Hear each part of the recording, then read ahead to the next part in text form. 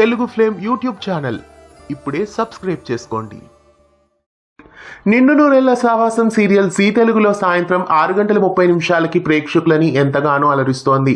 ప్రస్తుతం ఈ ధారావాహిక చక్కటి ట్విస్ట్లతో ప్రేక్షకులని అలరిస్తోంది.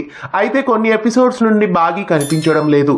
బాగీ ఎపిసోడ్స్లో కనిపించకపోవడం వలన నిండు నూరేళ్ల సావాసం సీరియల్ నుండి బాగీ పాత్రను పోషిస్తున్న నిషా గౌడ క్విట్ అయ్యారేమో అని అభిమానులు అనుకుంటున్నారు.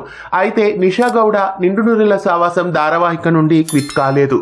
నటి నిషా గౌడ వాళ్ళ పిన్ని గారు చనిపోవడం వలన ప్రస్తుతం షూటింగ్కి అటెండ్ కావడం లేదు కాబట్టి ఆమె కొన్ని ఎపిసోడ్స్లో కనిపించారు. మళ్ళీ యథావిధిగా నిండు నూరేళ్ల సావాసం ధారావాహికలో మళ్ళీ నిషా గౌడ కనిపిస్తారు.